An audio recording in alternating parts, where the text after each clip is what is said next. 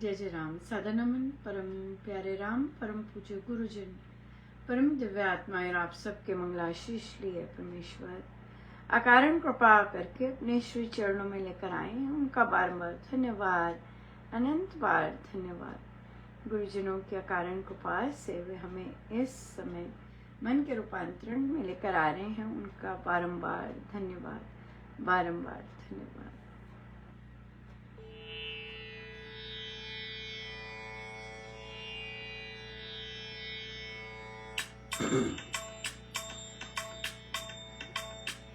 तेरे चरण कमल में राम लिपट जाऊं रज बन के। तेरे चरण कमल में राम लिपट जाऊं रज बन के। तेरे चरण कमल में राम लिपट जाऊं रज बन के। तेरे चरण कमल में राम लिपट जाऊं रज बन के।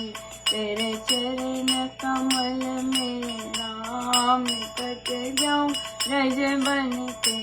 तेरे चरण कमल में राम लिपट जाऊं रज बन के। तेरे चरण कमल में राम लिपट जाऊं रज बन के। तेरे चरण कमल में राम लिपट जाऊं रज बन के।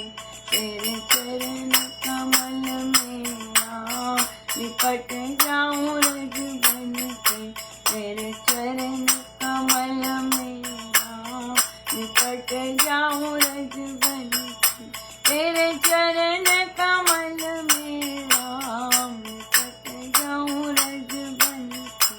तेरे चरण कमल में राम लिपट जाऊं।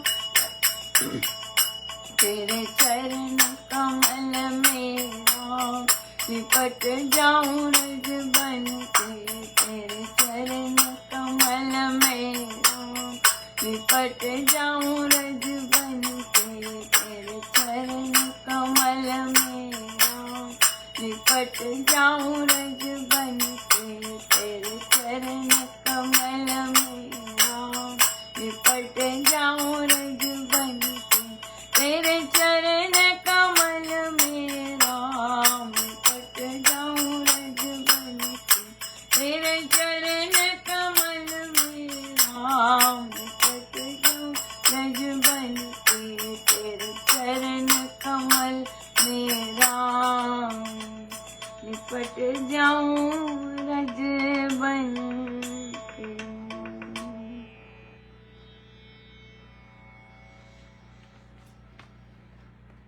श्री प्रवचन पीयूष जी।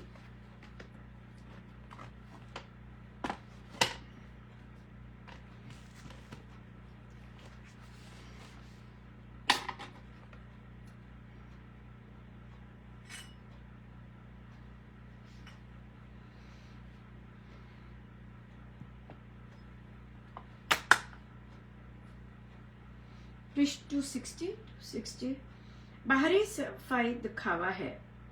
सामाजिक क्षेत्र में बहादुरी दिखाना और जनता की वाहवाह लेना कोई तप नहीं, बल्कि मानसिक निर्मलता ही बड़ा तप है। दूसरों को मजबूर करके अपने प्रयोजन सिद्ध करना ये बुरी बात है, परंतु मन का मैल धोने का सत्याग्रह करना घोर तप है।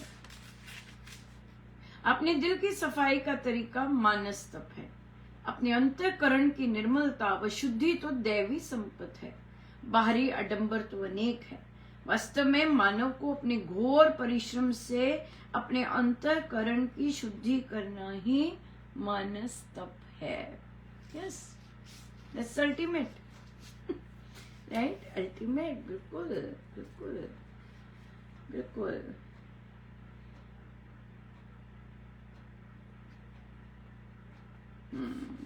या सो बाहरी सफाई, जैसे कि हम देखिए कहाँ महाराज लेके जा रहे हैं। हम अगर बिल्डिंग की भी ले सफाई, राइट, जैसे कि महाराज साय समय के भक्ति प्रकाश जी में भी महाराज ने इसका उल्लेख किया। अब देखिए फिर से कर रहे हैं कि स्थान की साफ सफाई और स्थान कैसे सजाया हुआ है, ये इतना मैटर नहीं करता है। ये तो भारी वाहवाह लेने के लिए होता है। बात ये है कि जो जो वहाँ उपस्थित हैं उनके मन में कितना क्लेश है, जो वहाँ उपस्थित है उनके मन में कितना कितना कितना प्रेम है, कितना अपनापन है, कितना हम किसको कितना अपना पाते हैं, दैट्स द रियल थिंग। सो ये करना that is way more tougher. अपने मन से घृणा निकालना, अपने मन से दूसरे के लिए निकृष्ट भाव निकालना, और वहां पे आप आनंदित होना जब आप सुनते हैं कि दूसरा कुछ ग्रो करने का काम कर रहा है, कुछ ऐसा कर रहा है, तो आपको आनंद आता है। तो इसलिए वो वहाँ पे मन का मैल बहुत अपने आप को वॉच करने की जरूरत है, अपने आप को देखने की बहुत जबरदस्त जरूरत है, राइट। सो या नहीं तो वैसे ही रहेंगे जितनी मर्जी सजावट कर लें हम। हाँ, अंदर जैसा अंदर है वहाँ पर फिर अंतःकरण ही मायने रखता है। और it is not at all easy to cleanse the mind. अगर खुद से कर रहे हैं, अगर तो राम नाम के जाप से, राम नाम जप योग से, नाम योग से, सही विधि के अनुसार कर रहे हैं, फिर तो पॉसिबल है, फिर जल्दी भी पॉसिबल है। बहुत सुंदर प्रश्न आया कि हमारी सासू माँ और जो इन लॉज है वो बाहर गए हुए थे, तो हम लोग पीछे से सारी फैमिली, बच्चे, हस्बैंड और बच्चे और हम मूवी देखने गए। अब मूवी देख ही रहे थे तो सासू माँ का फोन आ गया। सासू माँ कहती है कहाँ हो, और सादिका जी उन्होंने बात की थी कि मैं यूजुअली अपनी सासू माँ की एंगर और अजीब से व्यवहार को टालने के लिए झूठ बोल देती, ताकि हम अवॉइड कर सकें। ये सारा बहुत चलता है हंगामा। तो उन्होंने बोल दिया कि हम मूवी थिएटर है, बोल दिया कि क्यों, क्योंकि उनका संकल्प था मैं सच बोलूंगी। मैंने सत्य बोलने, तो उन्होंने बोल दिया कि हम मूवी आए। अब सासू माँ वापस आ गई और तिल मिलाती हुई पूरा 1 हफ्ता हंगामा रखा, बड़ा ही ड्रामा किया, और अपनी बहू को कहती हैं, ये आजकल के टाइम है, आई थिंक ऐसी चीजें सदा ही रहेंगी। You just need to be smarter with such women, right. तो वो कहती हैं कि आगे से तेरा पति, राइट, क्या कहती हैं, आगे से तेरा पति तेरे को कहीं घूमने के लिए, बाहर जाने के लिए कहे, साफ उसे मना कर देना। और ऑब्वियसली हस्बैंड कहता है कि जाना है मुझे और चलो, तो इस तरह का उन्हें सजेशन दिया गया, और पूरा 1 हफ्ता कलह मचा के रखी सासू माँ ने। तो फिर यहाँ पर कहते, पर मैंने तो यहाँ पर उन्हें कहा कि क्लैरिटी होनी चाहिए कॉन्सेप्ट्स की, राइट। ये हमारे शास्त्र में है, ये हमारे जब हम शपथ लेते हैं अग्नि को साक्षी मानकर, वहां पर सब चीजें बोली जाती हैं, सारी चीजें क्लियर होती हैं, पर क्योंकि हमने उस समय सुनी नहीं होती तो हमें पता नहीं होता। और लॉ के हिसाब से भी, राइट। तो लॉ के हिसाब से जो पति है, हस्बैंड है, उसका दायित्व अपनी वाइफ और अपने बच्चे हैं, by law, right, by law, by shastra. जब उसका विवाह हो जाता है तो उसका दायित्व उसकी पत्नी है और उसके बच्चे हैं। उसकी चॉइस होती है, ये चयन है कि वो अपने मम्मी पापा को के साथ बिहेवियर करता है, कैसे उनके साथ रहता है, जैसे मर्जी ऐसे करता है। और यहाँ पर एक और चीज है जो कि हम हो सकता था, मुझे पता नहीं कि सादिका जी को पता था इस बात का कि नहीं पता था इस बात का कि जो घर होगा, घर वो सासू माँ के नाम पर होगा या ससुर जी के नाम पर होगा।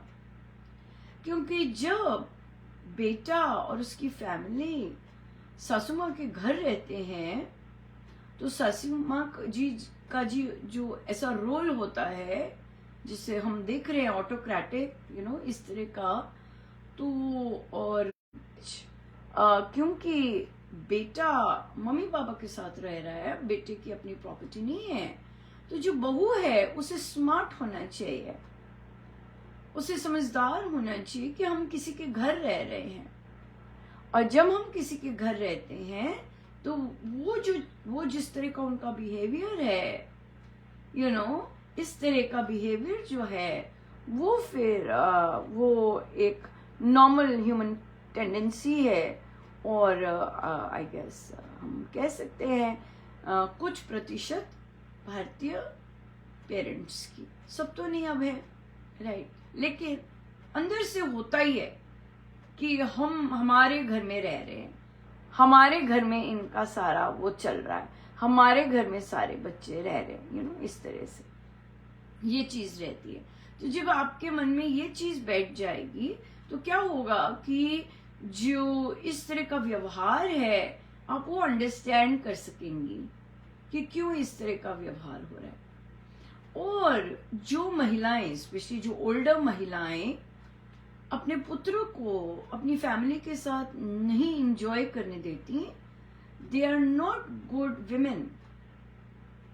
These kind of women are not good women, right? बहुत जबरदस्त हमारे देश में बहुत जबरदस्त महिलाएं हैं आज के टाइम में भी, जिनका हृदय सेल्फलेस लोगों के लिए होता है, अपने परिवारों के लिए होता है, लेकिन दूसरी तरह की कुमाता होती हैं, राइट? जैसे कि इवन तो शास्त्र कहते नहीं हो सकती हैं, नहीं ऐसे नहीं है, लेकिन आजकल के लोभ के कारण, आजकल की ईर्ष्या के कारण ये जो मदर्स होती हैं ये अपने बच्चों को, स्पेशली पुत्रों को खुश नहीं देख सकती। और एक और महिला को खुश देखना उनके लिए बड़ा ही मुश्किल होता है। उनका बेटा हंस रहा है, खुश है, सेटिस्फाइड है अपने परिवार में, उनसे देखा नहीं जाता। या फिर उनकी बहू के साथ उनका बेटा खुश है, ये उनसे देखा नहीं जाता।